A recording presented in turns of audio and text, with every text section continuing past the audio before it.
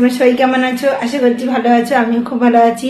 Welcome to Bengal blogger Sonali. Welcome একটা নতুন video নিয়ে। আজকে সকাল সকাল রান্না করে নিয়েছি, যেহেতু বড় মাসের বাড়িতে নেই।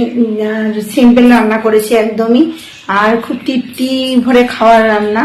আর রাতে আবার রান্না বান্না হবে। এখন খেয়ে খাবো, ঘুমাবো, তারপরে আবার রান্না বান্না করবো।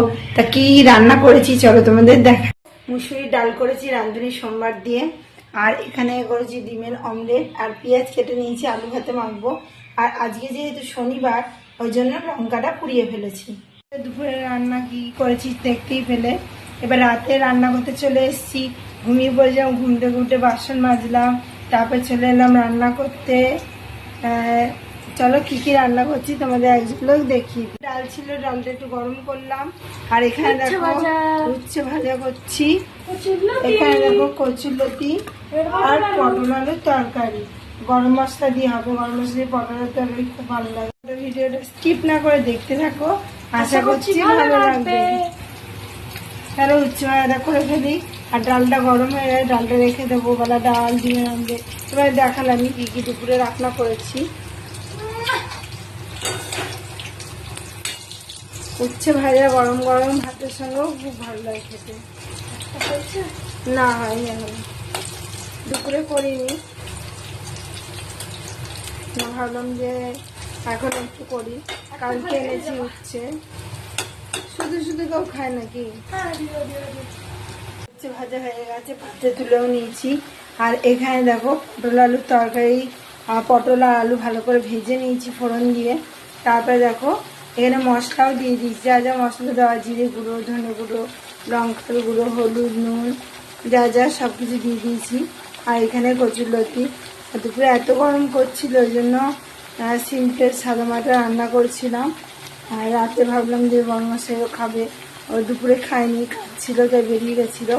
ওই জন্য রাতে এসে খাবে, তাই রুটি হবে, রুটির সাথে এইগুলো রান্না হবে। ডিমের কারি আর ডালটা করা আছে, ডালটা দেখালাম, ডিমের কারিটাও রয়েছে একসাথে, সব করে আবার দেখাবো। তরকারি হয়ে গেছে, আমি পাত্রে ঢেলে নিয়েছি। আর এখানে দেখো কচুরলতি হচ্ছে, আর এটা ভাজা ভাজা করে তুলে নেবো। আর পটলের তরকারিটা দেখো কালারটা কত সুন্দর এসছে, একদম অল্প ঝোল রেখেছি। আর এতে গরম মশলা দিয়েছি, হিংও দিয়েছি, খেতে ভালো হয়। একদিন দুদিন হয়তো পটল পাইনি, আর কালকে গেছি বাজারে, কালকে দেখছি পটল আছে।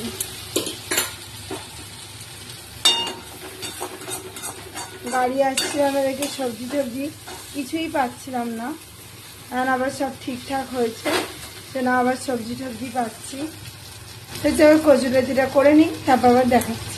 কচুরলতি হয়ে গেছে, পাত্রে ঢেলে নিয়েছি। আর এই দেখো ডিমের কারি। সব রান্না হয়ে গেছে।